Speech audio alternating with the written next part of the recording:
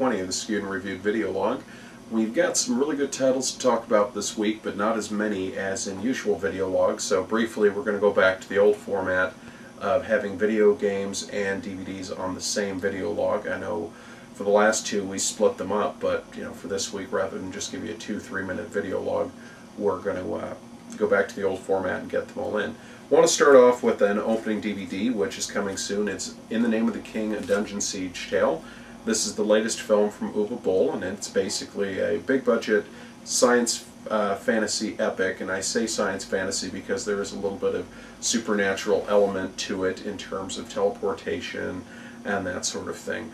It had a $60 million budget, which is much larger than most of his films, and it had big cast in it. You had Christina Loken, you had Burt Reynolds, you had Matthew Lillard, John Rhys-Davies, and of course Jason Statham and Ray Liotta as the lead and the antagonist in the film, and also Ron Perlman in a really good supporting role.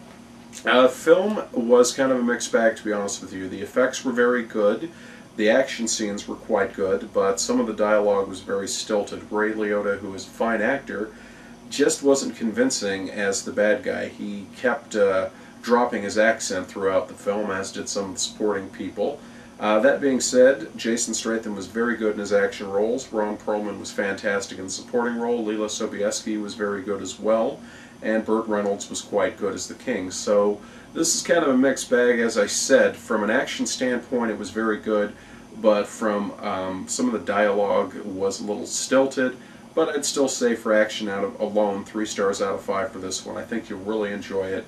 Just like I said, be willing to accept a little bit of leeway on the storyline, but the action and effects alone make it worth a rental, so do check that out. I also wanted to mention the big one right here, Cloverfield. This was the really big action giant monster on the loose film last year, which was definitely one of the more enjoyable and appreciated films. It is told entirely through the standpoint of a handheld video camera, so for some people in the theater they found it a little jumpy, made them a little motion sick. Not so much a problem on home video, thank goodness for that. DVD also comes with some fantastic bonus features, including a behind the scenes of how they did it, how the creature was designed. There's a nice little teaser that might bode well for the sequel, where they talk about the designer had in mind that the creature was actually a baby or a newborn, and that's why it was more of a reluctant destructive participant in the film. There's some great stuff with J.J. Abrams, director Matt Reeves. There's some couple of alternate endings that are slightly different from the one that was seen in the film, and a couple of new deleted scenes. Really fantastic. It's from Paramount, and I do recommend it highly. It was one of the better films of last year, and you are going to want to check that out. Also, if you're into an environmental kick and you liked Al Gore's films, An Inconvenient Truth, you will definitely like The 11th Hour, which is narrated by Leonardo DiCaprio, and it's a very good look at some of the environmental issues facing the planet. Very disturbing, but very informative. It is out right now from Warner Brothers. Switching gears with something quite a bit different, we've got A Shot of Love with Tia Tequila. And for those of you who don't know her, she's currently the most popular person on MySpace with well over 2 million friends. She's an aspiring actress and model, and in this reality show, she's looking for love. The difference is she doesn't know whether she wants it from a guy or from a girl, or both, and this is the Too Hot for TV version of the entire season, and you may want to check it out if you're a fan of her. I'm not really a big fan of reality TV, but it is good for a mindless diversion now and then, so you may want to check that out. Also, if you like classic television, here's a really true gem out there, Bewitched, the complete 6th season. And this is one of the interesting things about this is when we had a new Darren take over, so you see a little bit of a change in that. Paul Lynn is in this, Agnes Moorehead, still a classic show, and that is coming very soon right now. And from Sony, you will definitely like that. It is the complete season, and they also have what I really enjoy, which are the mini episodes where you can get a look at some of the Partridge Family and I Dream of Jeannie episodes, kind of a nostalgic look back at yesterday. Switching over to gaming, we have a really good release by Sony right now for the PS2, which is Singstar 90. If you're into karaoke, this is some of the best stuff out there, including Poison, Paula Abdul, R.E.M., Savage Garden, Sir Mix-a-Lot, Soundgarden, Vanilla Ice. They've got a little bit of everything, and really good. You can sing along. You must have the Singstar microphones for it to work. PS3 has got a brand new title out right now, which is Hot Shots Golf Out of Bounds. This is taking the very popular Hot Shots video game series, moving it to the PS3. You've got more courses, more elaborate detail, you've got more customization amongst the characters, and you can also go online.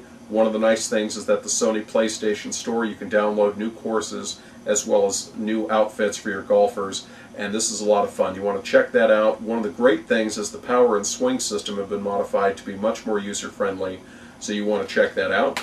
And finally, we don't have a box to hold up yet, but we will definitely be featuring this on the new website that's currently under reconstruction right now. Kane's Wrath, the brand new entry from the Command & Conquer series, very gripping high-end graphics. It is set entirely under the Nod campaign. Full motion video. It takes place a little before the last game, parallels some events of the last game and beyond.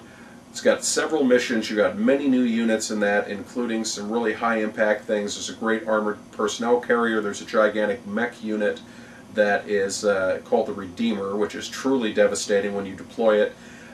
Biggest issue I had with the game was that some of the missions were not very well in terms of the pathfinding, and I had to constantly delete some buildings and recreate them to stop harvesters from jamming up and getting into the factory. Another issue I had was some of the waypoint missions, and by that you would complete a series of objectives, you'd get to a certain point and they'd say, okay, now escort this object back. Well, even though you'd cleared everything on the map, the moment that segment of the mission came up, all of these bad guys would spring out of nowhere, destroying your target before you had a chance to even create a unit, much less deploy it on the map.